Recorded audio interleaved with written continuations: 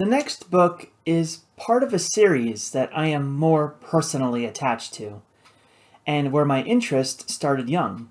And it's what largely informed my interests and attitudes towards flying, the real life practices, and the ideas and stories that can come from it, called Crimson Skies. Aviation caught my interest when I was young, and ever since then I wanted to learn and understand everything I could about what it takes and what it means to fly. It was around the same time that Crimson Skies came up as a PC game, but it didn't catch my interest then. I was intent on finding information and media on real aircraft, so that I may learn not only how flight and flying machines work, but also how everything around them works. Design, engineering, technology, industry, and more. While I was making my way through school, my interests in aviation were starting to become more informed by how aviation was shaped by society, economics, and politics, commerce and militarism in general, but I didn't yet have a base of knowledge that could help me appreciate how those things shape aviation, and by extension, how aviation then shapes lives. Whenever details for understanding these relationships between society, aviation, and human lives were either too dense or absent, I often turned to the search for articles and artifacts of aviation that were never realized, experiments and concepts for aviation that never came off the drawing board or never proliferated beyond a prototype.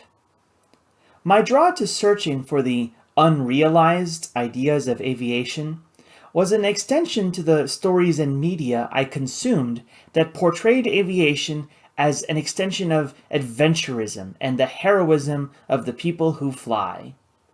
Such stories were part of a genre of writing, both fiction and nonfiction, where the heroism of characters is part of their roles as members of the military.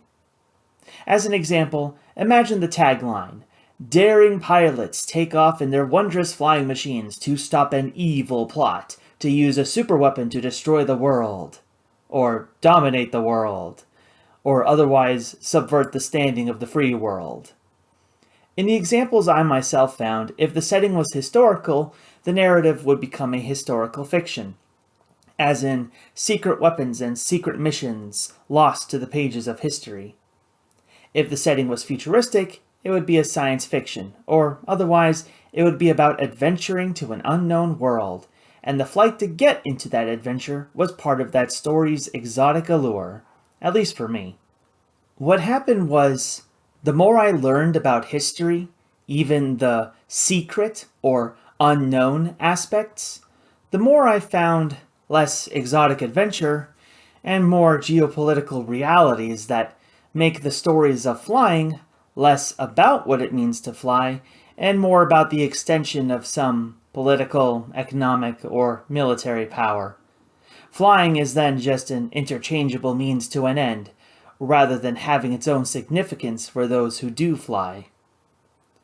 For an example, and an expansive one at that, is the story of flying heroes having to stop secret Nazi superweapons of World War II. The stakes of the story are that, if they fail, then history as we know it will be uprooted. And when the heroes win, as they must, then their exploits can never be shared with the world. Thus the reader, one such as myself, gets to feel privileged to learn a secret side of history that might never be put into textbooks. Never mind the reason why it wouldn't be included in written history.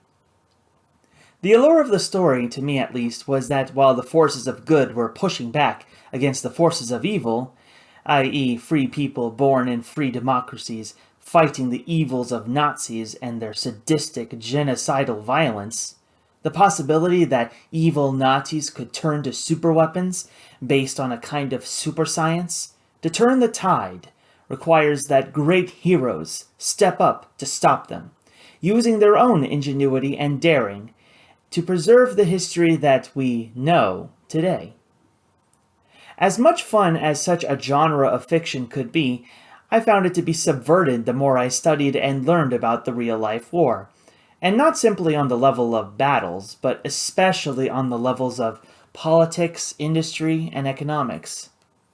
For example, the idea of Nazis turning to superweapons to save them from defeat and grant them victory comes from the real-life work of German designers, engineers, and industrialists trying to draw up and produce weapons and vehicles, a large variety of them, to indeed try to stem the tide of the Allies fighting against them. But where the story fiction gives them a feasible chance of realizing this goal, the real-life account is that this was far and away an unlikely turn of events. The Nazis' real war effort was subverted and undercut by headstrong and foolhardy decision-making in its political and military leaders. Its resources were tied up and wasted in projects that couldn't be made feasible in time, and their supplies of resources, materials, and provisions were actively targeted, destroyed, or taken, and becoming more scarce, while the Allies were safeguarding their own, ensuring that whatever grand superweapons were made could never be made in meaningful numbers to turn the tide of war. The trope of fiction writing no longer held up as compelling compared to the breadth of real-world knowledge that could inform the idea. To return to my original inspiration, flying then is not a meaningful thing in itself, but only one arm of a story about defeating one form of evil.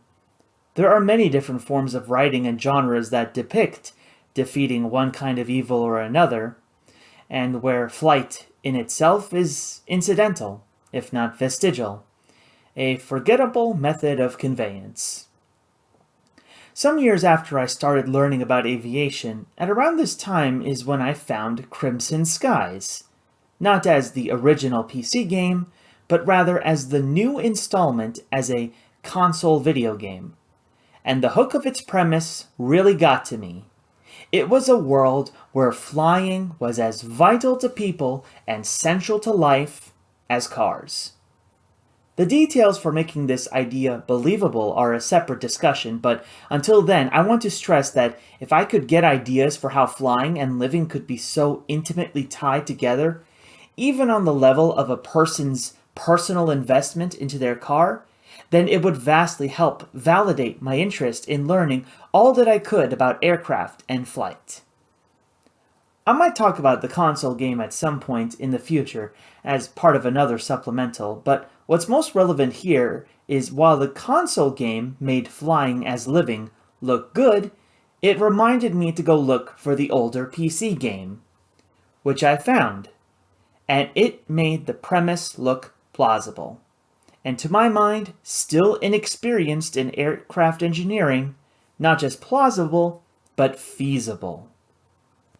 At its most superficial, Crimson Skies is a fictional world featuring weird aircraft and airships.